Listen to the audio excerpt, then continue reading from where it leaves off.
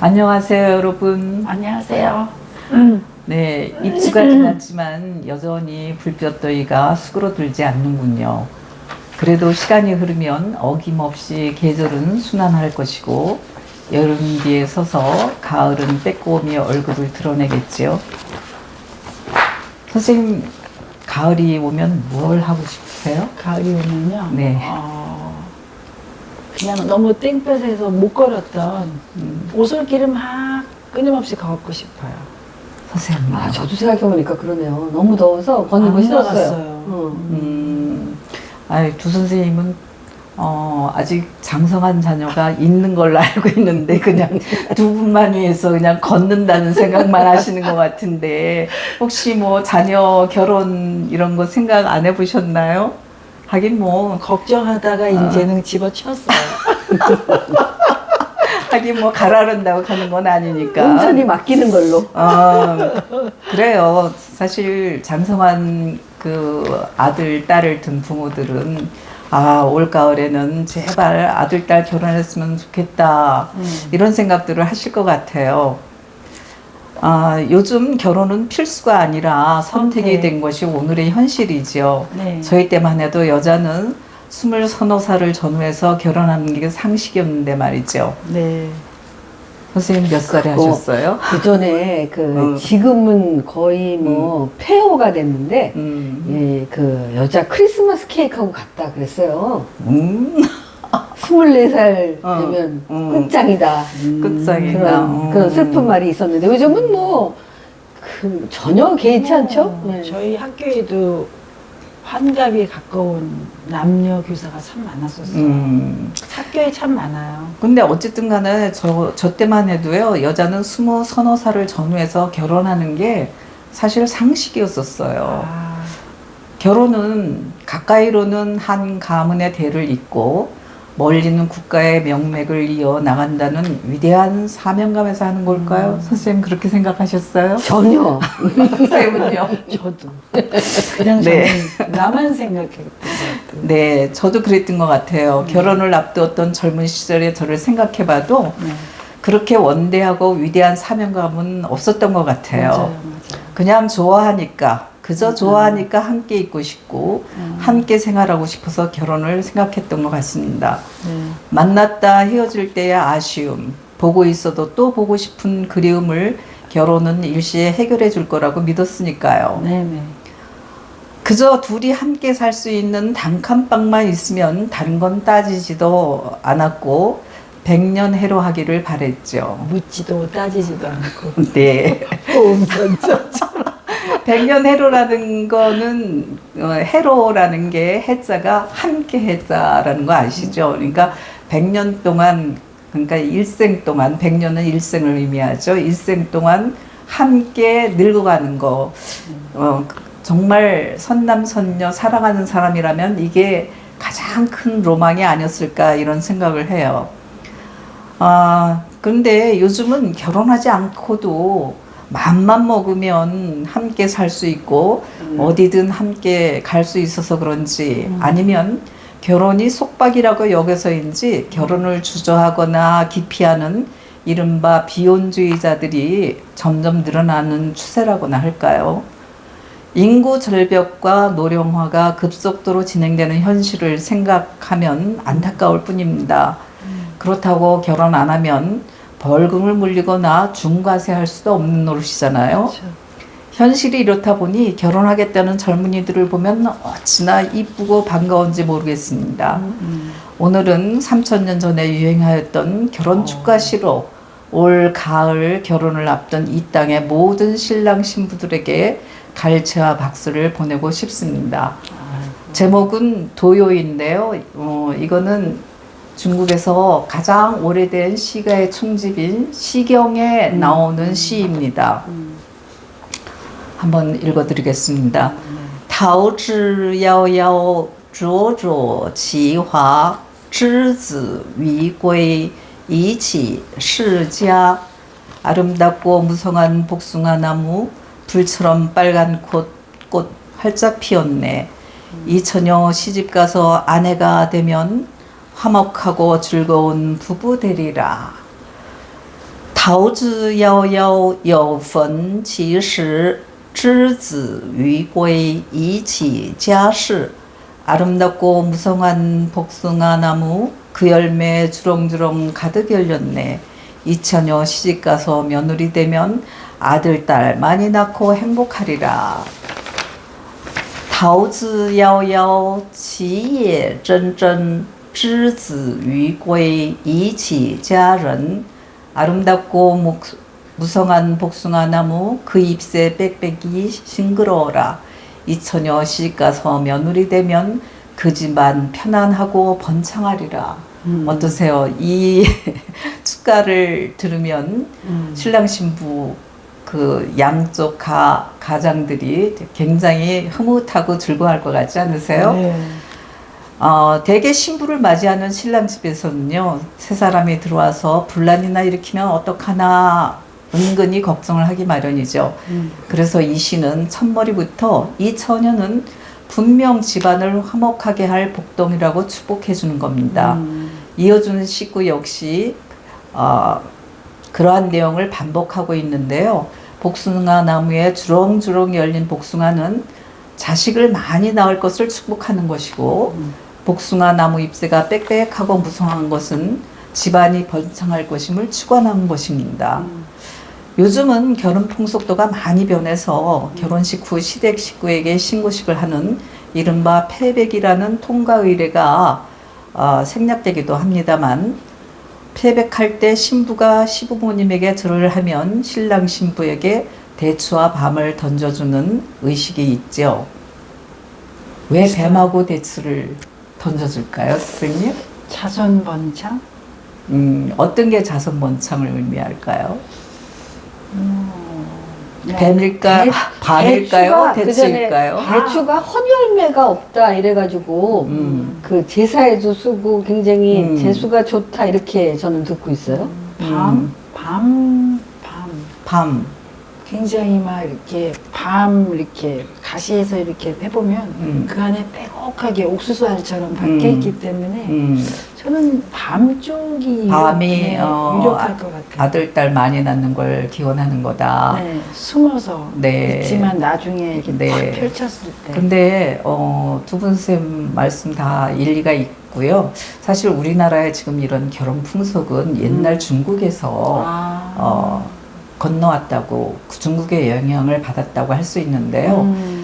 중국의 영향을 받아가지고 우리는 지금 패백이라는 거를 거행하면서 밤이며 대추며 이런 거를 주는데, 지금 대만이든 중국이든 결혼할 때 대추 밤 주는 의식 없습니다. 안 하고 있어요. 네, 참 이상하죠. 그러니까 우리는 그 전통을 계속 지금 이어가고 있다고 할 수 있는데, 사실 뭐 요즘 많이 생략한다고 한다 그러더라고요.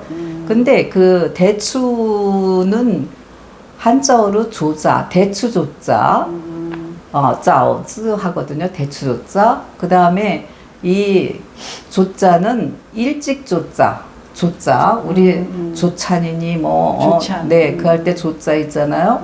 그 일찍이라는 뜻하고 통하고요. 그 다음에 자는 아들 자자잖아요. 네. 그러면은 이거는 아들을 빨리 낳아라, 이러한 의미를 대추가 나타내 주는 거예요. 그러니까 대추의 음하고 그 아들 빨리 낳아라는 그 같아요. 조자하고 음이 같기 때문에 그러한 의미를 나타내게 됐어요. 그리고 밤이라는 거는 율자라 그래요. 밤율자라 그러잖아요, 우리가. 그거는 그 아들을 낳아서 그 한 가정에서는 장자를 세우고 사직에서는 세자를 세운다 할 때 립자, 그러니까 입자, 그 세울 입자, 설립자하고 같은 의미거든요. 그래서 얼른 세자를 혹은 장자를 세운다, 이런 게 밤이 나타내는 뜻이에요. 대를 잇는다. 그렇죠. 그러니까 대를 잇는 거죠. 그러니까 대추는 빨리 아들을 낳아서, 꼭 아들은 아니에요, 사실은. 근데 이제 그 당시 가부장적인 그런 그 종법 사회였기 때문에 이게 아들을 갖다 나타나게 됐는데, 빨리 애를 낳아가지고, 한 가정에 대를 잇고, 그 다음에 사직에, 천년만년 사직을 갖다가 이으라 이제 이런 의미에서 줬던 거거든요. 요즘 아들나 빨리 낳아서 대를 이으라 이런 얘기하면은 세상에 어느 세월인데 그런 얘기 하느냐 이런 말 많이 할 것 같아요. 하원의 요건이죠. 근데 사실 우리가 결혼을 하는 거는 개인적으로는 그 한 가정으로 얘기하면은 그 가정의 대를 잇고 또 국가적으로 생각하면은 나라를 이어가는데 없어서는 안 될 자식을 낳으라는 거잖아요. 그죠? 네. 그래서 결혼을 하면은 요즘 아들, 딸 구별 없이 어쨌든 애를 낳는 게 참 중요한데, 그렇지 않고 요즘은 결혼은 하되 애 대신에 페트, 강아지나 고양이 이런 걸 기르기도 하고 그래요. 그래서 우리나라가 이대로 나간다면은 지구상에서 제일 먼저 없어질 나라니 어쩌니 이런 얘기들을 하더라고요. 걱정을 많이 하죠. 네. 근데 우리나라가 또 그 통계를 보면은 세계에서 딸을 선호하는 게 1위래요. 우리나라가. 지금 요즘에 요즘에 와서 딸 선호 1위 국가가 한국이랍니다. 네, 저도 참 그걸 들었을 때 그 신문에서 그 보도를 보고 나서 정말 격세지감을 느끼는구나. 진짜. 네. 저는 사실 저희 시아버님이 아들 안 난다고 툭 하면 전화하셔가지고 니는 뭐 잘나가지고 애도 안 낳노 하고 그냥 전화 탁 끊어버리시고 그리고 우리 남편은 아들 없으면 나 나중에 죽어서 어디 가서 밥 얻어 먹느냐고 누가 나 제사 지내주냐고 막 그러고 그랬는데 요즘은 정말 아들 이런 거 상관하지 않고 오히려 아들보다 딸을 더 선호한다는 이런 얘기를 들으니까 나도 지금 이때 태어났으면 더 좋았을 거라는 그런 생각마저 들더라고요. 아무튼 아들이든 딸이든 정말 결혼하면은 건강하게 키워가지고 이 나라가 좀 발전하는 그런 초석을 이룬 그런 역할을 해줬으면 참 좋겠다는 네. 이런 생각을 합니다. 선생님, 그 일본에서도 결혼 축하 혹은 결혼하면서 아들, 딸 잘 낳고 부부 해로하라 이렇게 얘기하는 그런 시들이 있겠죠? 제가 그 시의 세계에서 좀 살펴봤거든요. 살펴보면 일본은 놀랄 정도로 이렇게 자손 번영이라든가 또는 그 가문의 번영이라든가 이런 얘기가 없어요. 진짜. 네. 다산 이러면은 한 벼이삭, 꽃과 열매, 오랑꽃 이렇게 비유적으로 표현한 거는 좀 있어요. 그러나 노골적으로 가문의 번영 이런 거를 읊은 시가 없는 거에 우선 놀랐어요. 그거는 아마 의외네. 네. 그래서 그거는 이제 특히 왁가의 경우에는 그래도 좀 다른 게 그 구애의 노래가 많아요. 사랑의 노래는 그치. 굉장히 많거든요. 사랑을 하면은 애는 그거- 옛날에는 낳게 돼 있었잖아. 요즘이야. 근데 이제 시의 세계에서는 여하튼 그 결혼 이제 그 왁가는 좀 더 옛날이니까 결혼 제도가 좀 다르기도 하고 그래서 의외로 없고요. 그 다음에 전번에도 얘기했듯이 그 뒤로 시의 세계에서는 이제 왁가가 어느 정도 그 부흥이 된 후에는 하이쿠로 옮겨갔다 이런 말씀을 드렸잖아요. 그래요. 근데 하이쿠의 역사가 굉장히 길잖아요. 근데 하이쿠가 극단적으로 길이가 짧잖아요. 17음. 그렇기 때문에 그런 스토리를 길게 쓰고 거기다가 또 약속 중에 계절어를 꼭 써야 돼요.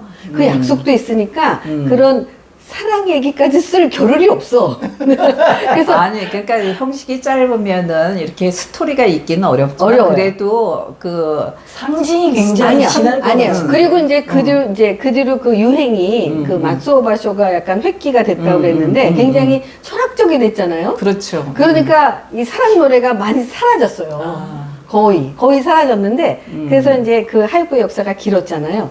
근데 그 와중에 비교적 근년에 상당히 획기적인 일이 일본에서 있었습니다. 1987년의 일인데요. 최근이네요. 네, 다와라 마치라고 하는 그 당시에 20대 정도였었던 것 같아요. 네, 젊은 여성이 그때는 좀 인기가 좀 떨어진 단가, 왁가 중에서 이제 31음으로 시를 썼어요. 뭐라고 썼냐면 제가 읽을게요. 먼저 일본어로 읽어보면은요. 고노아지가 이거 여러분 57577 기억하죠? 중요해요. 그래서 고노아지가 이네또 기미가 이따가라 이게 575죠. 7月 6일와 사라다 기념비 이런 제목인 이런 사라다만 알고. 사라다 알면 다 한 거예요. 이게 사라다야. 사라다 알면 다 한 거예요. 이 시는 한국어로 제가 577에 맞춰서 해봤는데요. 이 맛이 좋아. 라고 당신이 말한 바로 7월 6일이 샐러드 기념일. 샐러드. 왜냐하면 그 자기의 남자친구였는데 남자친구가 그 자기의 음식을 평가해서 이거 너무 감동적인 맛이다 이렇게 얘기해서 그날이 아무렇지도 않은 이날이 기념일이 됐다는 시예요. 근데 이런 그 러브 스토리가 일단 다시 부활했다는 거에 하나 커다란 의미가 있고요.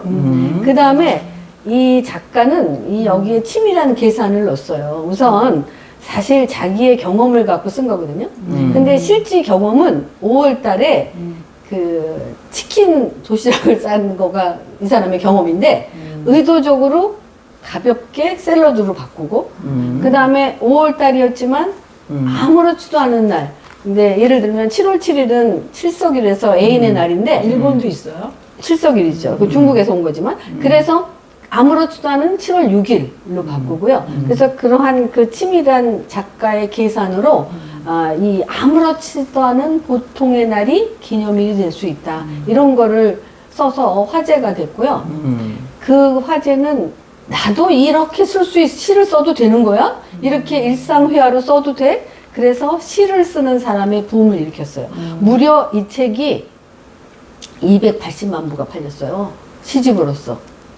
정말 어마어마하네. 시집으로서 우리나라에서는 뭐 10만 부만 만 부만 팔아도 처음에 시집은 네, 만 부만 팔아도 대단하다고. 시집에서 280만 부가 팔리는 여튼 기염을 토했어요. 그래서 이 책은 어떤 면에서 시의 세계에 다시 연애가 부활하고 그리고 또 굉장히 그 솔직하고 리얼하고 보통 일상회화가 가능하고 이런 면에서 그 연애의 긍정적인 측면을 보여줬어요. 그래서 어쨌든 일본 같은 경우에도 그 결혼하지 않으려는 이러한 젊은이들의 추세가. 근데 이때 이것 때문에 제가 봤는데 결혼이 높아졌거나 이런 현상은 전혀 없습니다. 오히려 연애와 사랑은 별개인가? 이런 관념도 생기기도 했기 때문에 이 결혼을 안 하는 추세를 막지는 않았어요. 일본도 추세가 있어요. 그렇죠.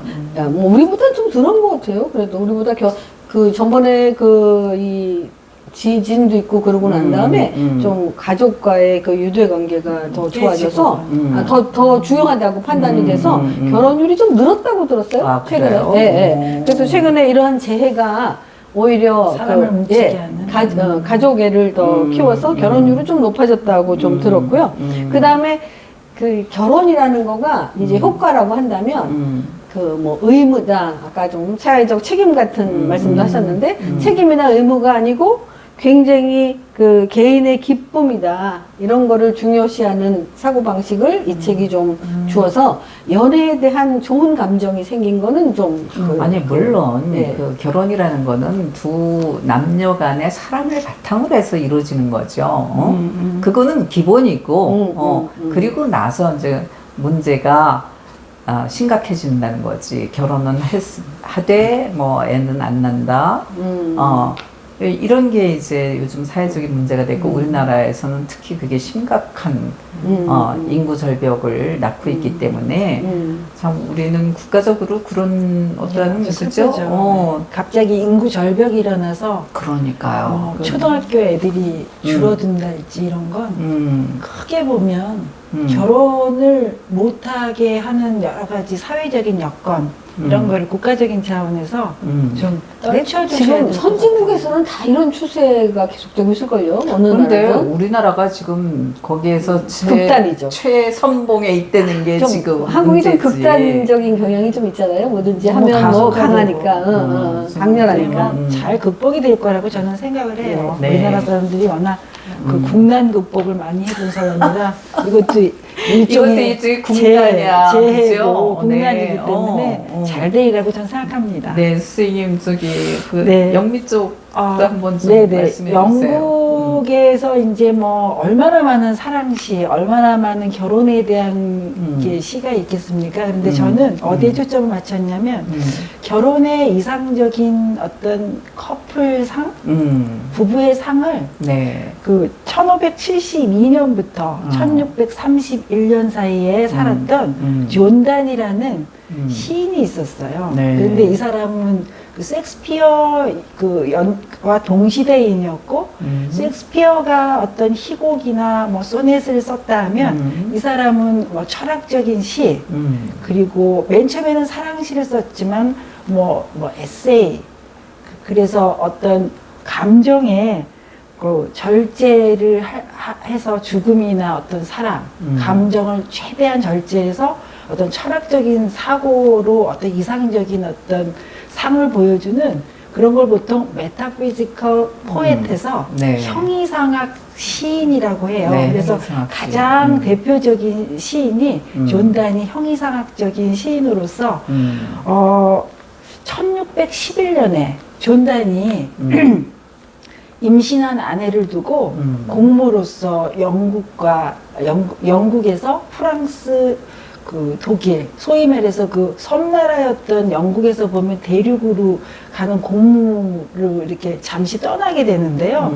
그때 아마 우리나라도 왜 이렇게 애를 낳으면 신발을 보고 간다고 죽을 것 같은 생각이 들어서 옛날에 그 출산이 여자한테는 하나의 그렇지. 죽음 그렇죠. 생과사를 가는 것처럼 이 존단도 그 애를 가진 그 아내를 두고 가는 게 거의 죽음에 가까운 이별이라고 생각을 해서 시를 썼어요. 그래서 네. 시 자체의 그 제목은 A Valediction Forbidding Mourning. Valediction은 뭐냐면요, 고별사예요. 고별사.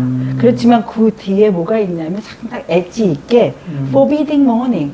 그렇지만 슬퍼하지 말기, 애도를 금함이라고 단서를 달아놨는데, 뭐 엄살일 수 있죠, 그죠? 아마 뭐 길어야 한 뭐 두세 달 갔다 오는 게 죽음과 비하는 이별과 그 비유했다는 게 엄살일 수 있지만, 그렇게 잠시 떨어져 있는 사이에도 우리는 어떤, 그 17세기에는 요즘에는 사랑이 막 사랑병 걸린 사람처럼 뭐 사랑의 종말론 뭐 이런 거 막 나오는데 예전에 17세기에 그 가장 덕목으로 쳤다는 건 virtue, 덕이라 그래요. 그래서 덕이 있는 사람이 이별을 할 때는 아주 우아하게 아주 그 절도 있게 이별을 하자라는 어떤 그 정서가 깔려 있는데요.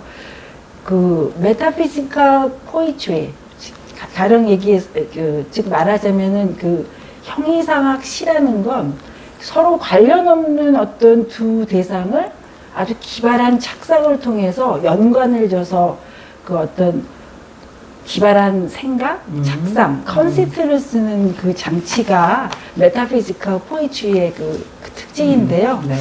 그 가장 이상적인 연인, 부부의 상을 그 혹시 초등학교 때, 중학교 때 각도기, 그 다음에 컴퍼스를 사용하신 분 적이 있죠? 네. 이 컴퍼스에는 중심과 이렇게 발이 있어서 컴퍼스의 중심이 딱 기대고 있을 때 큰 원을 그린다는 것에 비유해서 부부의 상을 제시했는데 어떤 건지 한번 제가 읽어볼게요.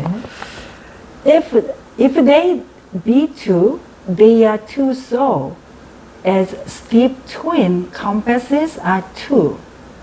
Thy so, the fixed foot makes no show to move, but thus if the other do. 우리가 둘이라 해도 그것은 뻣뻣한 쌍둥이 컴퍼스가 둘인 것처럼 너의 영혼 그 고정된 발은 움직이지 않은 듯 보이나 다른 발이 움직이면 따라 움직이네. 그리고 마지막 면에서요. And though it in the center sit, yet when the other far does roam, it leans and hearkens after it and grows erect as that comes home.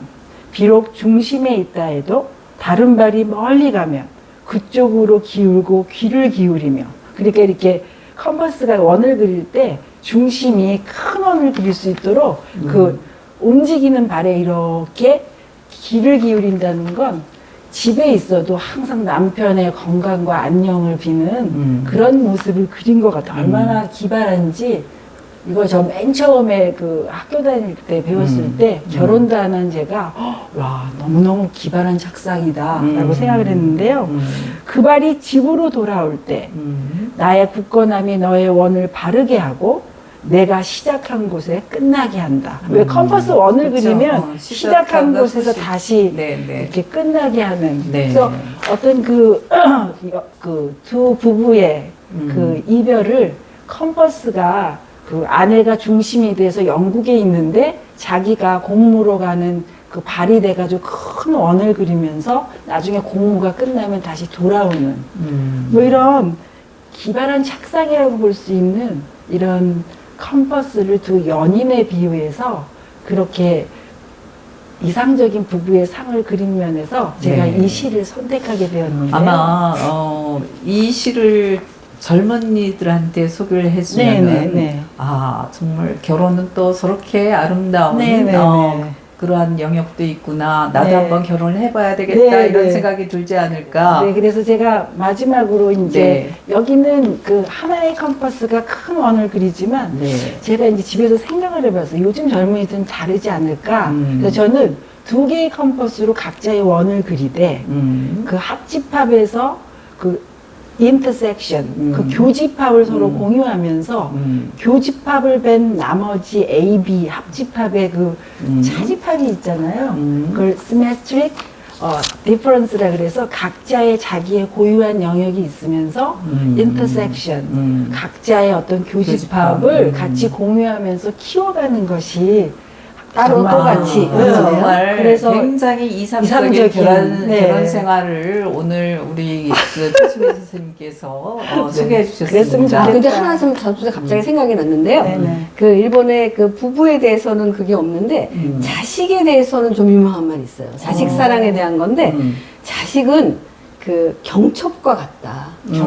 경첩이라는 게 왜 그 문 같은 거 이렇게 이어주는 거 있잖아요. 문 열면 반드시 이렇게 이어주는 거. 저는 어렸을 때 문을 타고 놀아서 자주 떨어졌어요. 그래서 그 경첩처럼 부부를 이어주는 매개체다. 그래서 자식을 그렇죠. 그러니까 자식에 대한 사랑을 그 얘기하는 그런 유명한 얘기는 꽤 있는 것 같아요. 네, 그래서 저는 큰 컴퍼스로 원을 그리는 것이 예전에 그 존단의 생각이었다면 저는 두 개의 컴퍼스로 각자 튼튼한 원을 그려서 공유 면적을 점점 넓히면서도 자기의 고유한 것을 같이 공유하는 그런 요즘 젊은이들의 사고방식에 딱 맞는 그런 결혼시인 것 같습니다.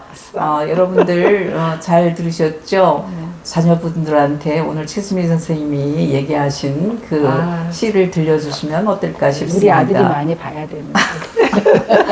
네, 그러면 저희는 다음에 또 다른 주제로 찾아뵙겠습니다. 들어주셔서 고맙습니다. 안녕히 계세요.